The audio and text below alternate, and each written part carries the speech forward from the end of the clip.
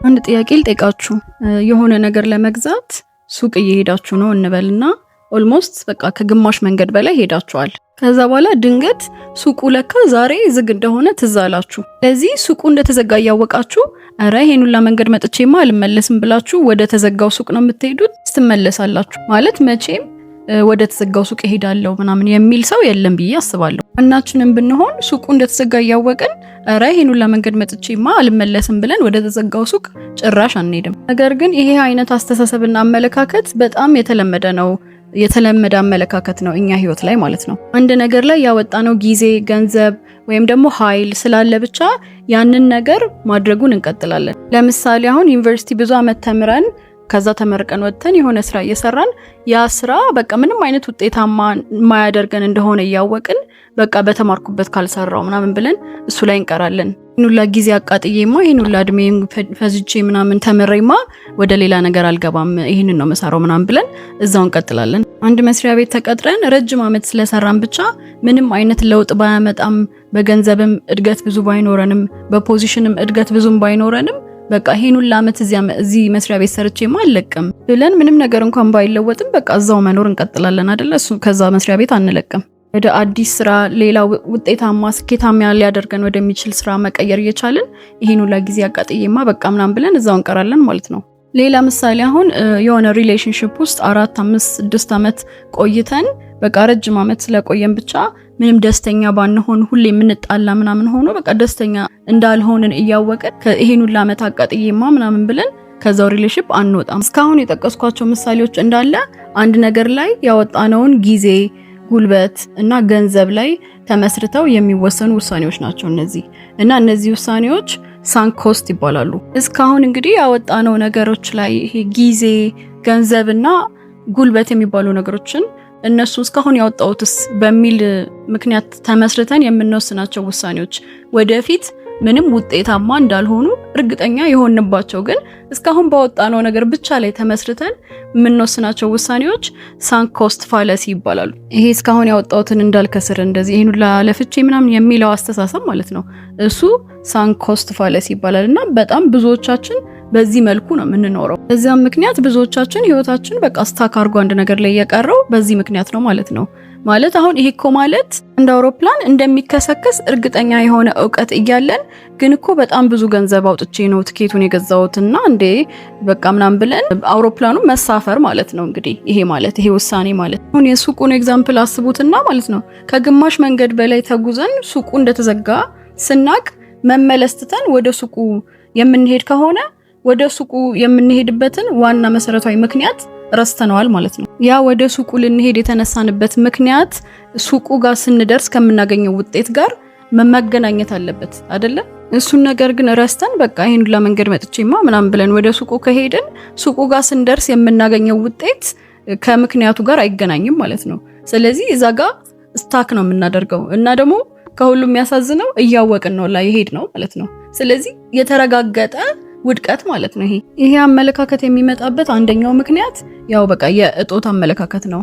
በቃ ላክ ሜንታሊቲ ስላለን ነው። እስካሁን ያወጣውትን ገንዘብ፣ እስካሁን ያወጣውትን ጊዜና ኃይል በቃ ከምከስር በቃ ኪሳራ ነው የሚሆንብኝ ከሚል አመለካከት ማለት ነው። ከሱ ስንነሳ ይሄን እንደዚህ አይነት ውሳኔዎች እንወስናለን። ሌላ ምክንያት መሆን የሚችለው ደግሞ ለዚህ አስተሳሰብ ከድሮ መኖር ነው። እስካሁን ያወጣሁት ነገር፣ እስካሁን ያወጣሁት ጊዜ ታይምስ ምናምን የሚለው አመለካከት ያለፈው ላይ እንደምንኖር ያሳያል። ዛሬ ላይ የምንወስና ውሳኔዎች እንዳለ ከዛሬ አይደለም የሚነሱት እና ለወደፊት በሚልም አመለካከት ለወደፊት ውጤት በሚልም አመለካከት አይደለም የሚነሱት ካለፈ ነገር ላይ ነው። ስለዚህ ዛሬ የምንወስነው ውሳኔ በዛሬ ላይ የተመሰረተ ሳይሆን በትላንት ላይ የተመሰረተ ከሆነ ነጋችንም የተረጋገጠ ነገር ነው ማለት ነው የሚሆነው። የዚህ አመለካከት ሌላኛው ምክንያት ደግሞ ያው በቃ ለውጥ መፍራት ነው። ይሄ ከለመድነው ነገር ከኮምፎርት ዞናችን ላለመውጣት በቃ ይሄ ከማያውቁት መላክ የሚያውቁት ሰይጣን ይሻላል ምናምን ይባል የለ። በቃ እሱ እኮ አሁን ቤዚክሊ ለውጥ መፍራት ነው የሚመስለኝ እንጂ እንዴት ነው ሰይጣን የሚሻለው? የሚደብር ነገር ላይ ቁጭ ብለን በቃ ስለለመድነው ብቻ ያኛውን ነገር ግን ብንቀይረው ይደብር አይደብር አናውቀውም በሚል ፍራቻ ብቻ እዚህ ላይ እንቀራለን ማለት ነው። ግን ኦሬዲ አሁንም እኮ የሚደብር ነገር ላይ ነው ያለነው አይደለ? ግን በቃ ኮምፎርታብል ስለሆንን ነው እንጂ አሁንም የሚደብር ነገር ላይ ነው ያለነው። ሄደን ብንቀይረው 50% ቻንስ አለን አትሊስት ደስ የሚል የመሆን ቻንስ 50% አለው። ይሄ ግን 100% የሚደብር ነው። ስለዚህ ለውጡ ጥሩ ነው የሚሆነው። እንደውም ዞሮ ደግሞ እኛ መለወጥ እንፈልግም አንፈልግም ህይወት በለውጥ ላይ ነው የምትሰራው። በቃ አንድ የተረጋገጠ ነገር ቢኖር ለውጥ ነው። ሁሌም አለ ለውጥ። እኛ አእምሯችን ነገሮችን ለመቆጣጠር ስለሚፈልግ በቃ የሚቆጣጠር እንዲመስለው ስለሚመስለው ነው ኢቭን እንጂ መቆጣጠር ራሱ አይችልም። በዛ ምክንያት ሪስክ አንወስድም። ስለዚህ በቃ ለውጥ እንፈራለን። ስለዚህ ያው ኦሬዲ የለመድነው ነገር ላይ እንቀራለን ማለት ነው።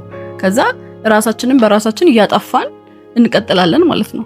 ግን ይሄ ውሳኔ ራሱ ያፍራቻችንን የፈራነውን ነገር ኦን የሚያደርገው ውሳኔ ነው ሲጀመር ማለት ነው። እስካሁን ያወጣሁት ገንዘብስ፣ እስካሁን ያወጣሁት ያሁላ ጊዜስ፣ ያሁላ ጉልበትስ ለምን ገደል ይገባል ከሚል ፍራቻ ተነስተን ውጤት እንደሌለው የምናውቀውና ያረጋገጥነው ነገር ላይ የምንቀጥል ከሆነ አሁን አቃጠልነው ብለን ከፈራነው ነገር የባሰ እና ደግሞ የተረጋገጠ የሆነ ኪሳራ ውስጥ ነው የምንወድቀው ማለት ነው።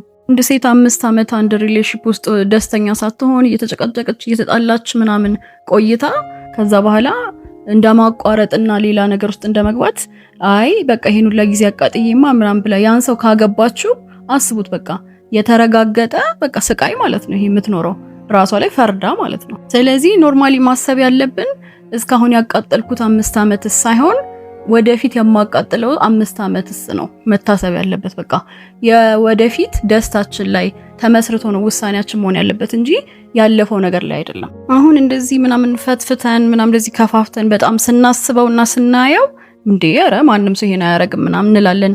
እንደዚህ በሱቁ ምናምን ኤግዛምፕል ነገሩን ስናየው ይሄ ማናችንም እንዲያናረግም እንላለን። ግን ኦልሞስት ሁላችንም በዚህ መንገድ ኖረናል። በሆነ አቅጣጫ በሆነ የህይወት አቅጣጫችን ላይ እንደዚህ ወይ እየኖርን ነው ወይ ኖረናል የሆነ ሰዓት ላይ እና በቃ ልብ ማለት ያለብን ዛሬ የምንመርጠው ምርጫና ውሳኔ የወደፊት ደስታና ስኬታችንን ያረጋግጥልናል ወይ የሚለው ነው እንጂ እስካሁን ያደረኩት ብሎ ወደ ኋላ ተመልሶ ተዙሮ አይታይም ነገሮቹ ማለት ነው። ኦሬዲ አልፏል። በቃ እሱ እኮ ምንም ያህል ጊዜ ምንም ያህል ጉልበትና ምንም ያህል ሰዓት ከዚህ በፊት ብናወጣም እዛ ነገር ላይ ካልሰራ አልሰራም ነው በቃ። ስለዚህ ዛሬ ነው እሱን ደግሞ መወሰን የምንችለው ዛሬ ብቻ ነው። the only thing exist የሚያደርገው ዛሬ ብቻ ነው። ነገ ምናም ወደፊት እኮ የለም። ዛሬ የዘራነው ነው የምናጭደው አይደል? ስለዚህ ዛሬ ስለ ድሮ ላይ ፎከስ አድርገን የዛሬ ውሳኔያችንን የምናበላሽ ከሆነ በቃ ተበላሽ ሁሉም ነገር ማለት ነው። እስቲ እናንተም ይሄንን ሳንክ ኮስት ፋለሲ የሚባለውን አመለካከት የምትጠቀሙበትን የህይወታችሁን አካል እስቲ መርምሩና ቼክ አድርጉት። እስካሁን ያቃጠልኩት ገንዘብ፣ እስካሁን ያቃጠልኩት ጊዜ፣ እስካሁን ያቃጠልኩት ጉልበትስ በሚል ምክንያት አንድ ነገር ላይ ደስተኛ ሳትሆኑ ውጤት እንደማያመጣ ስኬታማ እንደማያደርግ እያወቃችሁ የተቀመጣችሁበትን የህይወታችሁን አካል ቼክ አድርጉትና መርምሩት።